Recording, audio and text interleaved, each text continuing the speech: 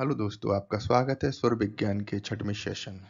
आज हम जानेंगे स्वर योग के प्राकृतिक चक्र के साथ तालमेल बिठाकर हम अपने जीवन में कैसे सफलता प्राप्त कर सकते हैं। जैसे कि हमने पहले जाना है, ईड़ा, पिंगला और सुषमा सूर्य और चंद्रमा के चक्रों के साथ तालमेल बिठाकर विशिष्ट समय पर प्रभावित होती है। स्वर योग के अनुसार जो नाड़ी सक्रिय होती है वो 2.5 घड़ी के लिए होती है। एक घड़ी 24 मिनट की होती है, 2.5 घड़ी का मतलब 60 मिनट प्रभावित होती है। इसके बाद सुषुम्ना नाड़ी 1 से 4 मिनट के लिए कार्य करती है। फिर दूसरी नाड़ी अपना कार्य करना शुरू कर देती है। माना कि आपकी बाएं नासिका ईड़ा नाड़ी अभी चल रही है। 1 घंटे बाद आपकी सुषुम्ना नाड़ी 1 से 4 मिनट के लिए एक्टिव होगी।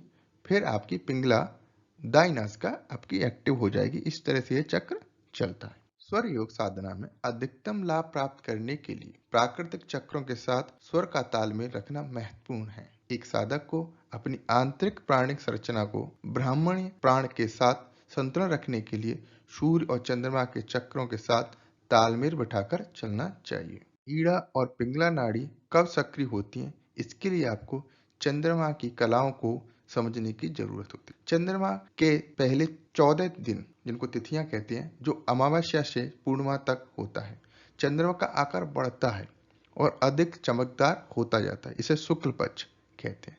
शुक्ल का मतलब सफेद होता है और पक्ष का मतलब 15 दिन होता है। 15वीं तिथि को चंद्रमा पूर्ण होता है, जिसे हम पूर्णिमा। अगले चक्र में 14 दिन के पूर्णिमा से अमावस्या के बीच में चंद्रमा का आकार घटता है और कम होकर बिल्कुल धीरे धीरे उसका तेज कम होता जाता है। इसे कृष्ण पक्ष कहते हैं। कृष्ण का मतलब होता है काला और 15वीं तिथि जो होती है कृष्ण पक्ष की, उसको हम अमावस्या कहते हैं। इस दिन चंद्रमा दिखाई नहीं देता। तो इस तिथि के चक्र को आपको समझने की जरूरत है स्वर योग को और बेहतर तरीके से जानने के लिए। आपका कौन सा स्वर किस समय चलेगा, इसका एक टाइम टेबल है जो कि सूर्य और चंद्रमा की तिथियों पर आधार करता है। जैसे सबसे महत्वपूर्ण चीज जो है स्वर कौन सा कब चलेगा, ये टाइम टेबल देख सकते हो। अब इसमें हमने देखा क्या है, पक्ष कौन सा रखा है हमने, शुक्ल पक्ष शुरुआत में। अब हम देखते हैं कि सनराइज सूर्य उदय के समय और सनसेट सूर्य अस्त के समय कौन सी नाड़ी कौन सी तिथि को एक्टिव। अगर आप देखोगे शुक्ल पक्ष में पहली तिथि सूर्य उदय के समय सनराइज के समय ईड़ा या लेफ्ट नोस्ट्रो या बाई नासिका आपकी एक्टिव हो गई। उसी दिन सूर्य अस्त के समय सनसेट के समय आपकी पिंगला राइट नोस्ट्रो या दाई नासिका एक्टिव होगी। सूर्य अस्त और सूर्य उदय का टाइम आप किसी भी वैदिक कैलेंडर से, हिंदू कैलेंडर से मालूम कर सकते हो। एक्टिविटी है वो आपकी इस कैलेंडर के अकॉर्डिंग चलती रहेंगी। टाइम टेबल देखोगे तो शुरुआत के 3 दिन तक सूर्य उदय के समय ईड़ा ईड़ा चलेगी और सूर्य अस्त के समय पिंगला पिंगला चलेगी।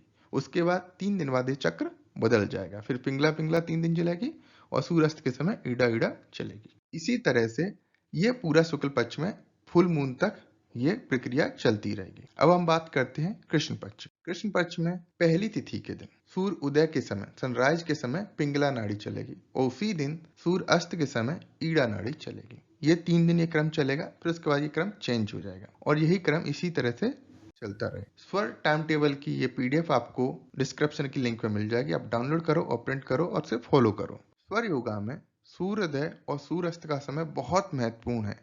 इस समय आपकी कौन सी नाड़ी चल रही है ये सबसे महत्वपूर्ण है, ये जानना आपके लिए। तिथियों को समझने के लिए आपको मार्केट से वैदिक कैलेंडर आसानी से मिल जाएगा और उस कैलेंडर को लाइए। उस कैलेंडर में आपको तिथियों के बारे में पता चलेगा, सूर्य उदय और सूर्य अस्त के बारे में पता चलेगा। उसके अनुसार आप अपनी नाड़ियों को अच्छी तरह से जान सकते हैं। कौन सी नाड़ी कब एक्टिव है इसको जानने के लिए हमने पिछली सेशंस में बात की है, वहां पे जाके आप चेक कर सकते हो। अब हम बात करते हैं कौन सा अभ्यास हमें करना चाहिए जिससे हम अपने आप के बारे में बहुत बेहतर तरीके से जान सकें, अपने स्वर के बारे में और अच्छी तरह से जान सकें। तो स्वर साधना के लिए सूर्योदय और सूर्यास्त का समय महत्वपूर्ण होता है, जिसके बारे में हमने बात की है। अब हम बात करते हैं सूर्य उदय के समय सांसें किस तरह से प्रभावित होती हैं। तो सूर्य उदय से 24 मिनट पहले आपकी नाड़ी एक्टिव हो जाएगी। उसके बाद सूर्य जब उदय हो रहा होगा उस समय 12 मिनट और सूर्य उदय के पूरा होने के 24 मिनट तक आपकी वो नाड़ी बहती रहेगी। मतलब टोटल 60 मिनट तक वो नाड़ी चलेगी। यही नियम सूर्य अस्त के लिए भी लागू होता है। तो आप देख सकते हो जब सूर्य उदय